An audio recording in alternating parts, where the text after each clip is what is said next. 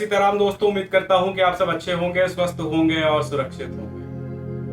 कवितावली का अध्ययन कर रहा था, उसमें एक प्रसंग था और उस प्रसंग में तुलसीदास जी ने एक छंद लिखा और एक छंद में एक शब्द लिखा। वो शब्द मुझे अच्छा लगा तो मैंने सोचा क्यों ना आप लोगों के संग साझा करूं। प्रसंग है कि जब 14 वर्ष के वनवास के लिए जा रहे होते हैं तो मिथिला की जो राजकुमारी है उनको नहीं पता होता पैदल जाना है, क्या करना है, कैसे करना है। जैसे ही पहला कदम चौखट के बाहर जैसे ही रखती हैं, इतने बड़े लंबे सफर के लिए पहला कदम जब रखती हैं तो बाबा ने उस पर बहुत अच्छी बात लिखी है, मुझे अच्छा लगा, मैंने सोचा आप लोग के संग साझा करूं। पुरते निकसी रघुवीर वधु, पुरते निकसी रघुवीर वधु, धरि धीर दहे दगमे मग। मैं पूरी 4 पंक्तियां पढ़ता हूं। ये जो छंद है उत्तर प्रदेश के बोर्ड एग्जामिनेशन में भी पूछा गया था। मैं पढ़ के आपको बताता हूँ, फिर उसका हिंदी अनुवाद बताऊँ। पुरते निकसी रघुवीर वधु, धरि धीर दये दगमे मगमे, झलकी भली भाल कनी जलकी, पुटि सूख गए मधुरा धर में, फिर पूछत है चलनो अब केतिक। पति से पूछ रहे हैं कि फिर पूछत है चलनो अब केतिक, पणकुटी करे हो कित है, तियकी लखी आतुरता पियकी, अखियां अति चारु गई जल।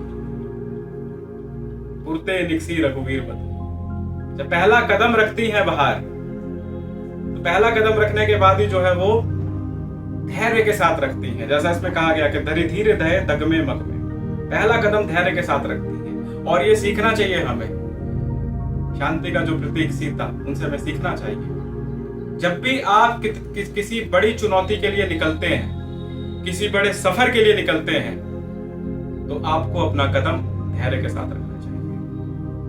उनको नहीं पता था कि इस सफर में क्या होगा क्या नहीं होगा, कौन जीतेगा कौन हारेगा, कौन वापस आएगा नहीं आएगा, लेकिन पहला जो कदम मां सीता ने रखा वो धैर्य के साथ रखा। मिथिला की जो राजकुमारी ने पहला कदम रखा।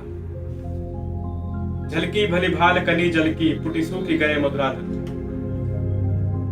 आंखों से जो है वो माथे पे पसीना आ गया, जल गिरने लगा, होठ जो है वो सूख गए बिना जल के। सोचिए मिथिला की राजकुमारी।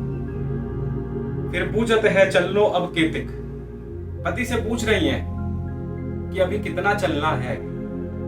पणकुटी करियो कित है, पणकुटी कहां बनाएंगे। तियकी लखी आतुरता पियकी, अखियां अति चारु गई जल। अपनी पत्नी के विकलता और कष्ट को देखकर भगवान श्री राम के आंखों से जो है वो आंसू गए। इससे अच्छा छंद कोई नहीं लिख सकता जो बाबा ने लिखा, जो तुलसीदास जी ने लिखा। उम्मीद करता हूँ आपको अच्छा लगा होगा। मैं मिलूंगा आपसे अगले सप्ताह। जय श्री राम।